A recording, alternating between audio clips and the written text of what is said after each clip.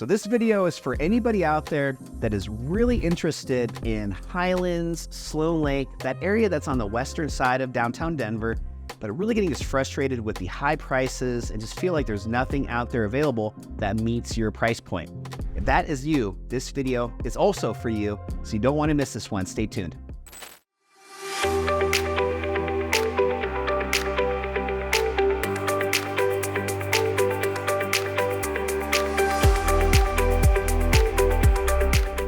So before we get started, welcome back to another episode of Living in Denver. As always, my name is Adam, licensed realtor here in Denver, Colorado, 40-year plus Colorado native. All that info down below. Love to connect with you guys. Feel free to reach out, phone, email, text, whatever's most convenient for you. And I'm serious, even if you're not considering moving for another year or two, I can still provide you with some value and love just to connect and learn a little bit more about you. So reach out, we'd love to connect. But today, as I said at the beginning, a little bit of a clickbait here. Where is this area? You know, if you're on a little bit of a budget or just don't want to spend as much as what you're finding in Highlands, Sloan Lake, a lot of these areas that are, pushing $1 million for, a townhome, this video might be what you're looking for. So this is going to be all about an area that's just north of Jefferson Park, and it borders the Berkeley neighborhood and also Highlands, and it's called Sunnyside. Great name, obviously. Sunnyside just sounds like a perfect Denver neighborhood with the 300 days of sunshine we get a year. But this is an area that I have seen completely transform over the last 10 to 15 years, and it's going to continue to transform over the next decade. This is an area that I really think if you've got a strong strategy, you can find homes for a bit better price point than you're going to find in areas like Highlands and even now in Berkeley. All these areas on the west side of Denver are becoming so popular that what used to just really be in Highlands is now expanding out into all of these areas surrounding it, which are now also incredibly popular and seeing the home prices skyrocket, just like Highlands did about 15 years ago. So I think Sunnyside is an area where it's a little bit earlier on in that transformation. So if you are somebody that is a bit savvy and can find an area that might still be a little bit early on in that transformation, this could be a great spot for you. So Sunnyside is great if you're somebody that's looking maybe for an area that has really good convenience, very easy, quick access onto I-25, as well as even getting over onto I-70. So you're in this little pocket where you've got a lot of the main Denver thoroughfares with very easy access to get on those, but also you have a lot of walkability or at least some really good trails where you could hop on a bike or maybe even one of those shared scooters that are all over this side of town. And literally within 5 minutes, you could be at the Broncos Stadium. 10 minutes, you could be all the way over into the Denver Nuggets and Colorado Avalanche Stadium, or just over into the downtown Lodo area, which is called Lodo, Lower Downtown, which is where a lot of the great restaurants and bars, and also close to where Coors Field, where our Colorado Rockies play. So this is an area that really does have a lot to offer when it comes to convenience, both from a driving perspective, but also from walkability and just hopping on a bike and getting to all kinds of great trails as well. So this is an area that is not nearly as dense as you're gonna find in the area just south of Sunnyside called Jefferson Park. I did a video on Jefferson Park a few weeks ago. If you haven't seen that one yet, definitely check it out because it's also, I think, a very relevant video to watch if there's a part of Denver that really excites you and is something that you really want to have high on your list because of the great access and great walkability. What I love though about Sunnyside is since it's a little bit further north, the density of the housing is nowhere near what it is in Highlands, but also really in Sloan Lake and also in Jefferson Park. Since it's a little bit further north, it has a lot more just traditional streets. A lot of these homes are still the bungalows, the 1900 to 1920s, brick, single-story homes. But this is an area, again, that is really changing over quickly. So you're seeing a lot of these being transformed either with pop tops, where instead of a 800 square foot bungalow, now it's a 2-story with a detached garage, and maybe it's a 1,500 square foot house. So you can see a lot of that, but also a lot of these homes are just so old that they're just scraping them.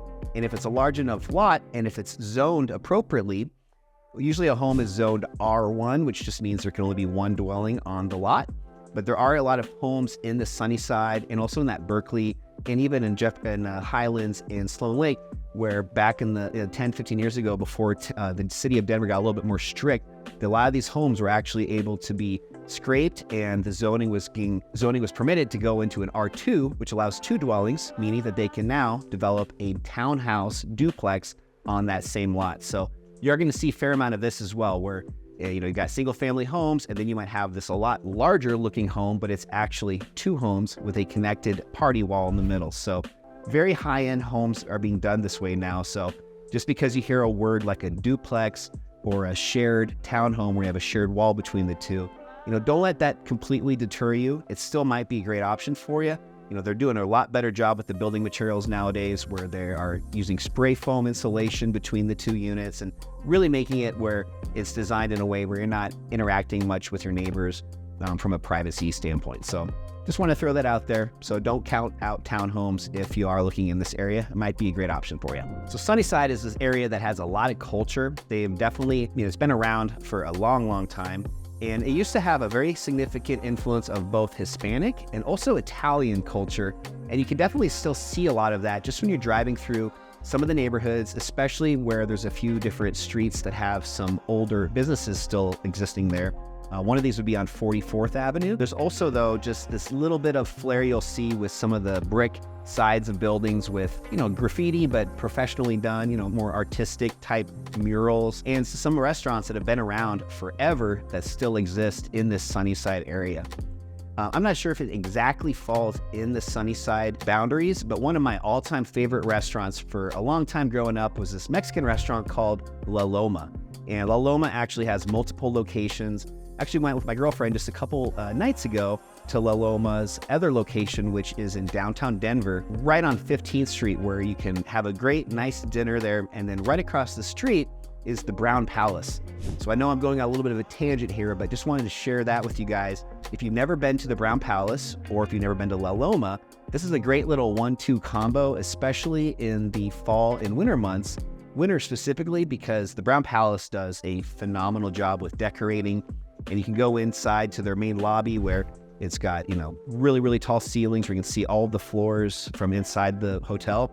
And they've got a piano bar there, lots of live music, and just tons of great Christmas decor. So that's a fun little evening with some family or friends if you're looking for something to do Christmas time.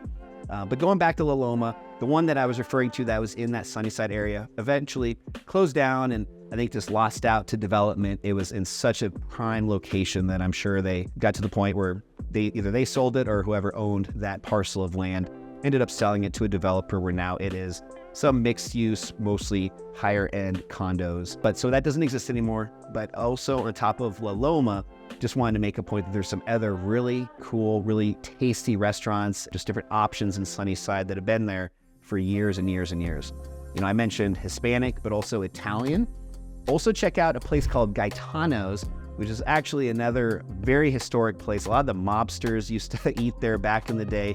Wheat Ridge and just this western side of downtown Denver has a lot of historical significance when it comes to the Italian mobsters and some of that kind of stuff. So Gaetano's is a great place to check out. Still got the old, booths with the mahogany fake leather. Go into the bathroom and there's all these old mug shots of famous people that have eaten at Gaetano's. Frank Sinatra has been there a bunch. Everybody you can think of in that scene.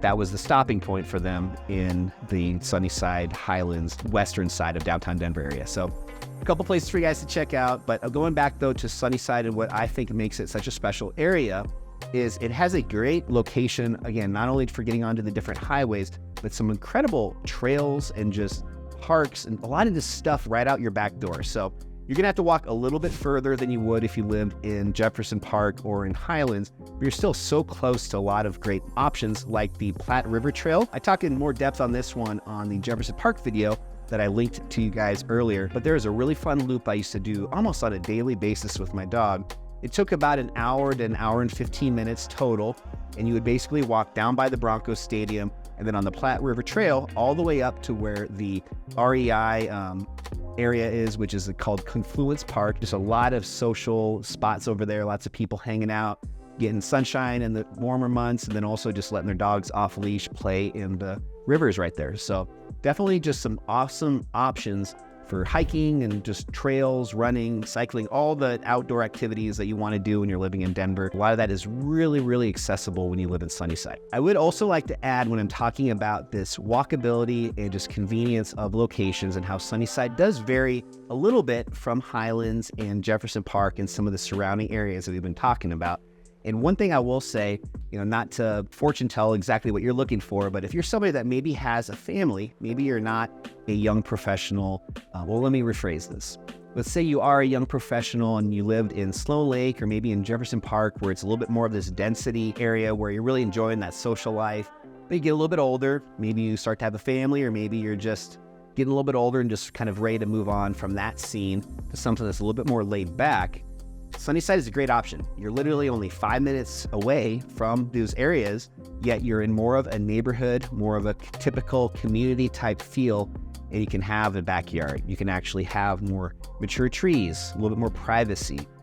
I've mentioned with Jefferson Park, Highlands, Sloan Lake, a lot of the more dense areas with the, you see an area where there's maybe 20 or 30 townhomes in a row, or maybe some luxury condos. A lot of times you're not really having much of a view at all. You're looking out your living room window at the neighbor's, living room window, or you're just in an area where there's no, backyard. There's no place really just to let your dog out in the morning without having to put on your tennis shoes and take them out to the park across the street or a block away. Some of that stuff can get kind of old, especially in the wintertime when we've got snow on the ground and it's under 25 degrees. But I think what's great about Sunnyside is you can kind of have a lot of that same convenience with all the stuff being so close, but you can actually have a house with a backyard, mature trees, privacy, a legitimate garage, some of these things that are really important to people, and you still get to be right in the thick of it when it comes to all this other great stuff that Denver has to offer. So if that might be you, Sunnyside could be a great option. So depending on when you're watching this video, the prices of all these areas continue to go up and up and up. But typically for single family homes, if it's in the original condition, you're going to find those in the $400,000 to $650,000, $400,000 to $700,000 range. So obviously still a pretty significant price point for these older, unrenovated type homes. If you're finding homes that have already been fixed up and are significantly newer and nicer, those might be still pushing that $750,000 to $1 million mark at the high end if you're looking at single family homes. If you're looking at townhomes or even maybe some older brick single level duplexes, some of those will still definitely be out there and available to find in that $400,000 to $600,000 range. So this can always vary depending on when you're watching this video, but that's just kind of a rough ballpark when it comes to this specific Sunnyside area and price points. So just to recap, obviously some pros and some cons of Sunnyside, just like every neighborhood in Denver. What might fit one person doesn't necessarily fit the other. So when recapping Sunnyside specifically, some of the pros that I would definitely put high on the list is going to be that perfect blend for a lot of people on a neighborhood type feel where you get to have a backyard, get to have an actual feel of a home compared with a more densely populated condo or townhome. And also, you're still only a few minutes away from a lot of the great stuff that Denver has to offer. So I think that's definitely a pro when it comes to Sunnyside. One of the cons would be that it is in an older neighborhood. So, you might be on a street where some of the homes are still in their original condition, depending on if you're buying a home for the long term versus maybe just for a few years. Maybe you're a little bit more concerned about the property appreciating as much just because of some of these other older style homes surrounding you that might be pulling the pricing down a little bit when you're looking at comps. Comps are just comparable properties to yours to see, where the value of yours might lie if you were to sell it in the future. So there might be a little bit of a concern in an older area like Sunnyside, but going back to a pro, because of that, what that means is there's more opportunity. It just means that you're coming into a neighborhood at an earlier phase of gentrification and just improvement, where you're still able to hopefully find some homes that might require a little bit of sweat equity, a little bit of getting your hands dirty, fixing up maybe the yard or maybe doing some interior renovations, but you're able to get into these areas that are still so popular at a price point that's a little bit more reasonable than Highlands, Sloan Lake, and even Jefferson Park. So Sunnyside is a great option for you if that might be you.